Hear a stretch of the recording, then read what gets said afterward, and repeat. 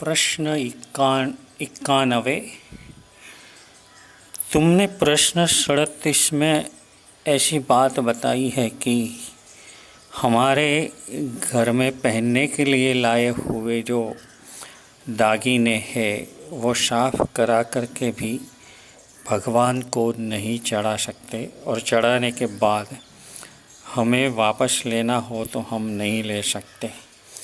मगर कई सारे साधु भगवंतों ने ये कर सकते हैं ऐसा कहा है।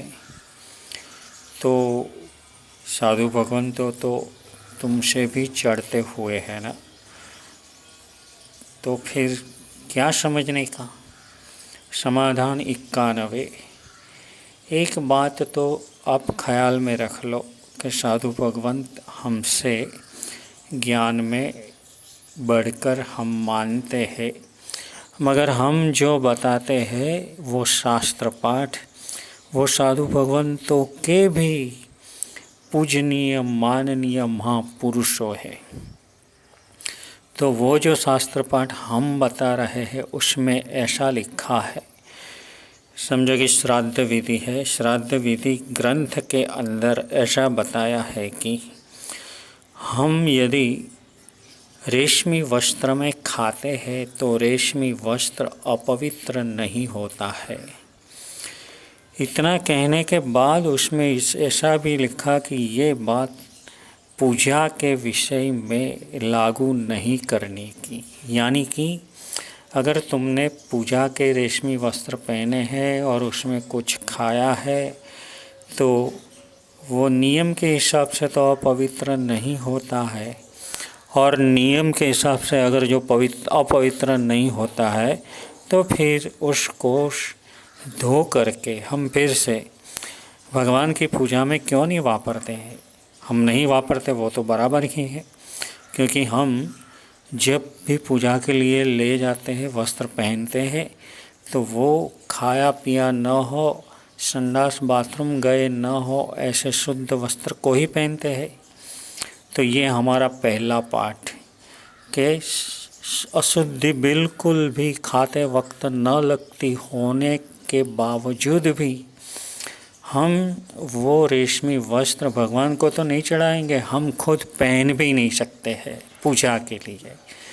दूसरी बात वही श्राद्ध विधि में ऐसी बताई है कि जिसमें तुम भगवान को पधराने वाले हो वो जो पात्र है यानी कि थाली है वो तुम्हारे घर के किसी भी काम में उपयोग में आई हुई ना होनी चाहिए। तो ये भी शास्त्र पाठ उसी में ही बताया है। अब सोचो कि ये दो पाठ के सामने तुम जो पाठ बात कर रहे हो वो जो बात है वो कैसी है कि हमारे लिए घर में पहनने के लिए हम गहने लाते हैं और भगवान को चढ़ाते हैं साफ करके, यूँ समझ करके भी कि धातु को कोई अपवित्रता नहीं लगती है, और यूँ समझ करके जब हम भगवान को चढ़ाते हैं तो उसमें हम मना करते हैं। और तुम महाराज साहब का दृष्टांत देते हो, तो महाराज साहब को ये दृष्टांत के सामने ये हमने जो दो पाठ बताए वो बताने का। और ऐसा कभी भी मत करो कि नया भी आया हो और तुम्हारे लिए ही लाए हो तो नया भी गहना भगवान को नहीं चढ़ाना। चढ़ाने के बाद अगर तुम्हें पहनना है तो वो तो नहीं पहनने का।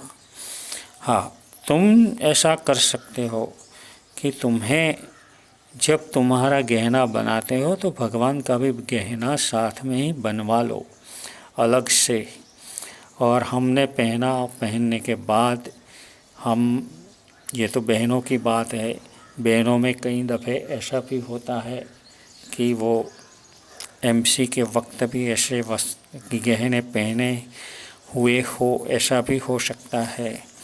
मगर अशुद्धि नहीं लगती, अशुचि नहीं लगती, यूँ समझ करके साफ करवा के बाद में भगवान को चढ़ाते हैं।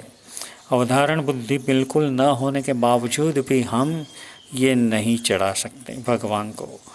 इसलिए हम भगवान को भूल से भी देरासर में जो साग भाजी की थैली लेकर के गए तो भगवान को चढ़ाने की कोई अवधारण बुद्धि नहीं है, फिर भी हम हमारे उपयोग में नहीं लेते हैं। ये तीसरा दृष्टांत है।